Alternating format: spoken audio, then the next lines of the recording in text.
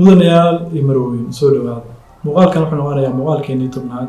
ee koorskan digital marketing ee fariiga ahayd aan soo bilownay bishii June sanadda 2021 aad baan uga cudur daaranayaa ilaa muddo hal sano ku dhow aan soo galin koorskan maanta wuxuu ku saabsan yahay email marketing waxaan la hadli doonaa wax kasta ku saabsan introduction ahaan email marketing koorskan marka uu dhamaado si full ah casharkan maanta soo duubnay wuxuu noqon doonaa casharkiisa u dambeeyay koorsada fariiga ee digital marketing haddii aad rabtid inaad daawatid ama ogaato wax ku saabsan digital marketing fadlan dib ugu laabo channelkeena casharada ku jira playlistigeeda la casharka ugu horeeya soo bilow ama soo daawo markaa soo gaadho casharka kan aad buu ku anfacaya qaybta chatka waxaan soo dhigi doonaa telegram groupkeeni sida caadiga ahayd koorsada tan markay dhamaato waxaan geli doonaa fundamental of digital marketing oo si detailed ah uga sheekayn doono waqtiga intaas la eeg jaalayaal kuma aanan maqnayn wax kale waxaan aad u horumarinaya akaadimiyada cusub oo bulshada Soomaaliyeed wax u taxsan ULANIS waa mid ka mid ah akaadimiyadaha ay leedahay bulshada Soomaaliyeed oo lagu barto koorsooyinka kala duwan ee digital skills-ka ama xirfadaha online-ka lagu baran karayo koorsooyinka hadda channelkaas ugu tagi kartid waxaa ka mid ah English-ka ay dhigayaan macallimiin native basic of computers Excel-ka iyo koorsooyin badan oo soo socdo aan doonayna inaan sanadka kan inta ka dhammaan hirgelino sidoo kale digital marketing koorsada ah iyada full ah dhammaystiran wax ka heli doontaa ULANIS bisha February dabayaaqadeeda insha Allah dirabidno soo dhawaada jaalayaal ha ilaawinina channelkeena subscribe sarta saan idin sheegay muuqaalkeena maanta wuxuu ku saabsan yahay email marketing oo garan waxa laga yaabaa in madaxiina ama maskaxdeena ay ku soo dhacdo waa maxay email marketing si guud horeyna waa u soo aragnay casharadeenna kuwan ka horeeyay waxaan kusoo guda jirnay wax kasta oo ku saabsan digital marketing-ka social media waan soo aragnay casharkeena u dambeeyay wuxuu ahaa Google-ka ama Google marketing muuqaalkeenan maanta wuxuu ku saabsan yahay email marketing waa qayb ka tirsan digital marketing-ka oo macaamiishaada ama dadka doonaysid inaad wax ka gadid email ahaan ugu diraysid fariintaada for example aniga waxaan rabaa inaan koorso gato waxaa ka bilaabaysaa inaad raadisid dadka koorsooyinka u baahan laba waxa u soo bandhigaysaa book ama shay aad uga heli karto xogtaada for example in badan baad aragtaan khudaac yar ama in lagu yiraahdo book hel marka rabtid book download aad raadin magacaaga iyo emailkaaga lagu weydiinayo emailkaaga iyo magacaaga marka laga helo kadib way wax ku soo dirayaan bookii ama wax gadatay wixii wax ka faahfaahsan ama koorso ka faahfaahsan oo bookgaas la soo xiriirta emailkaaga marka ku aragtid for example waxa laga yaabaa inaad koorsada gadatid maalin walba baa aragnaa waxa laga yaabaa in intaas oo email aan maalin walba ku aragno gmailkeena sida loo adeegsado emailka ugu horeeya 70skii baa la diray ninkaas la sheegay inuu diray raay la yiraahdo si dheeraan mayno adduunka maanta 2020kii 3 bilyan oo qof ku nool waxay leeyihiin email users waxa laga yaabaa qof inuu 3 email 2 email leeyahay laakiin by the way 3 bilyan celcelisahan oo user oo email users baa la sheegay gmail ha ahaado ama hotmail ha ahaado ama yahoo ha ahaado ama domain mailiska ha ahaadeen laakiin by the way qof kasta oo maanta jooga oo computer isticmaala ama mobile smartphone isticmaala wuxuu leeyahay gmail qof kasta maadaama uu email u leeyahay waxaa muhiim ah qofkaasi in emailkiisa inta la helo loo diro badeecooyin la xaysiinayo adiga meeqa jeer baa laga yaabaa maalintii inay idiin soo dhacdo so waxaan nidhi email marketingku waa in badeecadaadii qofkii aan macmiilkii ugu dirid emailkiisa kadibna uu reaction sameeyo ama uu kaa gato ama feedback sameeyo ama uu sii share gareeyo laakiin saas ay tahay baa waxa loo baahan yahay email marketingku istaraatiijiyadu gooni ah yacni waxa la sheegay email marketingku inuu ka adag yahay social media kale simple xaysiimaad kicinaysaa waa optimize garaynaysaa Google-ka ama YouTube-ka ama Facebook laakiin emailka wuxuu ka rabaa inaad istaraatiijiyad u dejisid istaraatiijiyadaasna aad daba gashid qodobada arki doona waxa ka mid ah maanta saddexdan aspect baa successful-kaaga inaad emailkaaga successful noqdo saddexdan aspect bay ku xiran tahay ama saddexdan qaab tan koowaad implementing software inaad heshid implement waa maxay software sida uu Facebook-gu ama YouTube-ku ama Google-ku xaysiimo u sameeyo waxa laga rabaa software xaysiimaha saas kale kugu sameeyo tusaale ahaan haddaan idin siiyo bimithla aniga iskuulkan ULANIS baan leenahay waxaan rabnaa inaan koorsooyinkeena dadka gadno waxaan u baahanahay inaan dadka xogtoodii aan helno emailiskoodii so marka dadka waxaan ku khasbanaa inay jiraan website-keena iska diiwaangeliya saad koorso free bimatalan saad digital marketing free u dawataan website-keena iska diiwaangeliya qofka markuu anaga website-keena iska diiwaangeliyo waxaan helaynaa magaciisii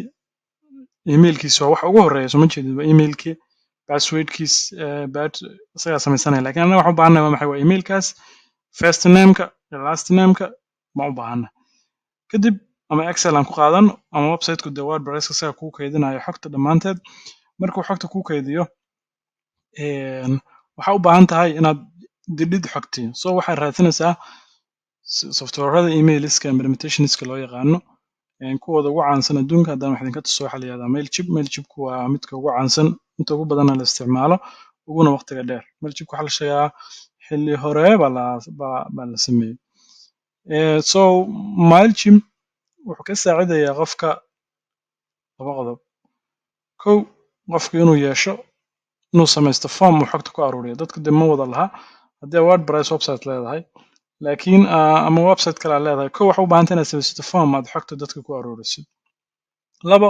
inaad dadkaasi istaraatiijiyad u dejisid for example waxaad rabtaa inaad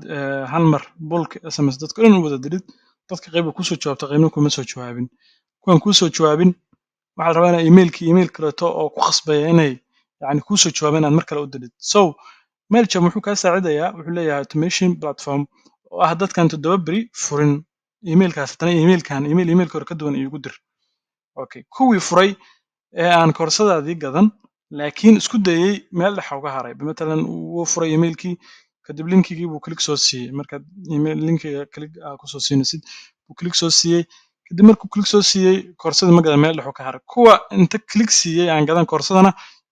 email ka duwan iigu dir baa leedahay yani waxaa la yidhahdaa waxa ugu muhiimsan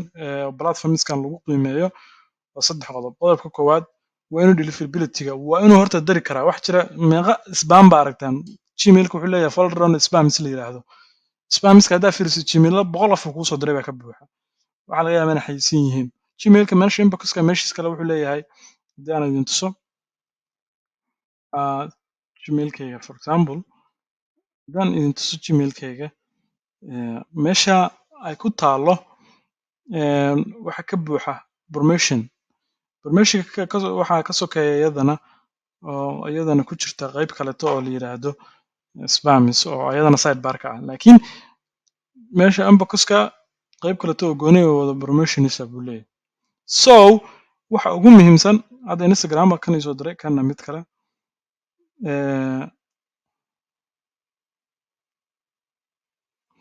qaybtan permissions baa la yihahdaa waxaan dhan hadda ulens haysiin tasti ah aan rabin inaan sameyno taas ulens halkaanay soo galaysaa permissionka halkaan inay soo gasho ma xuma laakiin meesha ugu muhiimsan waa maxay primaryga inay kuu soo gasho primarygaas hadday kuu soo gasho waa waxa ugu muhiimsan ee la rabo in website-kaaga ama gmailiskaaga ku cabiraysid platformka wax ka gadanaysid ama ha ahaado mailchimp ama mid kale ha ahaado inuu deliverability-giisa uu 100% yahay second waa maxay inuu leeyahay analysis waa arki doonaa option wax lagu cabiri karo inta qof emailkaaga u gaaray inta spam galay inta iska kaa blogayba adiga blog list ku geliyey optionka saddexaadna waa maxay inuu leeyahay waxa la yiraahdo auto oo yani emailada haddaad idin sharaxayay uu leeyahay platform kala segmentation ta sameeya kala qiimin kara kadib sameyn karaya in maxaan ku radaa uu kala diri karayo waxaan kaloo rabaa website-ka ugu caansan inta badanna anigu aan isticmaalo shakhsiyan waxaa la yihahdaa sandblue waxyaabahan ku jecla waxaa ka mid a in fiican oo wuxuu leeyahay wax lagu cabiro analysiskiisa tub ah yani inta email qofku kaa bloogay inta email qofkii gaadhay dadka buu detailed buu ku kala siinaya sidoo kaleeto waa free ilaa 1000 qof ilaa bisha ugu horeysa message badan oo free ah buu leeyahay so labadan platform sandblue iyo waxaa la kala yihahdaa mailchimp waa meel ku qoran kartaan labadan marka laga soo tago kuwo kaleeto oo badan baa jira oo runtii ku anfacaya oo email marketing ku samaysan kartid waxa labaad wax ku dooran karaysid markay ay timaado email marketing waxay tahay oo ah iyadana qodobka ugu muhiimsan oo ah iyadana sorry waxa labaad wax ku dooran kartid iyadana waxay tahay kama soo sharaxnay analyze ayadana waa sharax inuu platformkaas uu ku siinayo analysis waa pointiyada ka mid ah pointiyada lagu doorto email marketingkaaga sababtoo ah fiiri qofka isku mid maahan qof aan emailkaaga hore arkin iyo qof emailkaaga inta arkin aan reaction bixin isku mid maaha so waxa u baahan tahay inaad segment samaysatid macmiilkaaga hadda meeshuu maraya la jaan qaado waxaa laga yaabaa inuu markii ugu horreysay macmiilkan aad u fariin email aad usoo dirdha uu yahay waxaa laga yaabaa inuu halkan marayo oo stage dhexe u marayo marka isku fariin labada qof looma diri karo saa daraadeed auto baa loo baahan yahay wax automatic oo messagekaas emailkaas u dira waxa kale ugu muhiimsan iyadana oo very important ah inaad fahansantahay goolkaaga qof artana email u dirid waa maxay goolkaaga marketingka markii la joogo 3 gool baa jira qofkana wax ka gadid inaad qofkii soo jiidatid oo u samaysa awareness inuu ku barto kaliya ka rabtid iyo inaad qofkii kaliya ka rabtid inuu waxaan kuu sii shargareeyo bulsho kale uu ku gaarsiiyo objectivekaaga waa inay caddahay qoraalkaad qorisid haddii emailka address goolkiisu uusan caddayn qofka akhrinayana what I'm getting waxaan maxaa u helayaa qofkiis weydiinaya waxaan maxaan ka fiirinayaa that's the point so waxaa laga rabaa emailka qorisid inuu clear u ahaado guys waxaan rabaa waxa ugu muhiimsan email marketing saan hore idinku soo sheegay waa qodobkan in fariintaadu qofka inboxkiisa ay gaarto caqabada ugu weyn uguna adag platformska badi waxay kala geeyaan labada meelood aan tusay labada meeloodna yani qofkii fariinta ma furay so guys email marketing inta badan anaga Soomaali ahaan ma isticmaalna laakiin waa point weyn oo adduunka aad uga shaqeeya haddaad fiirisaan koorsooyinka ugu caansan laga diyaariyey oo yaabaysa waxaan arkayay digital marketer qolo la yiraahdo in badan waa inuu tusay baa laga yaabaa digital marketersku waa shirkad koorsooyinka bixisa koorsooyinkeeda ugu caansan uguna qaalisan waxaa ka mid ah email marketing waxay aad u sharaxdaa marka kood philosophiga ama saad istaraatiijiyad u samayn lahayd waxay kaloo aad u sharaxdaa secondly applicationka ama platformka isticmaali lahayd ugu dambeyn saad analysis optimization u samayn lahayd dhammaan erayadan wax laga yaabaa in ingiriisiin laakiin waxaan malaynayaa waa erayo aanu isticmaalno inta badan aanu isticmaalno marketingka markaynu joogno digital marketing course kan inkastoo koorsooyinkeeda ay qaali yihiin laakiinse waa mid ka mid ah goobaha ugu fiican ugu cilmiga badan aan helay aan ka helay oo kan email marketing course-kan waa kan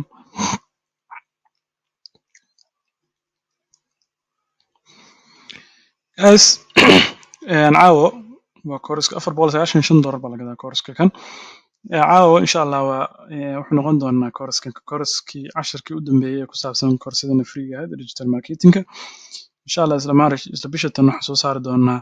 fundamental of digital marketing course oo aad aan u habeynay yulan ahaan iyo MMBD labadaba iska kaashanayaan ilaawin inaad kan channelkeena subscribe soo saarto qaybta commentiga waxaan kusoo qorayaa linkiga telegramkeennii sidoo kale haddaad u baahan tahay in businesskaaga loo sameeyo digital marketing qaybta whatsappka waxaan kusoo qorayaa nambarka nagala soo xiriiri kartid aad u mahadsan tahay jaalaya soo dhawaada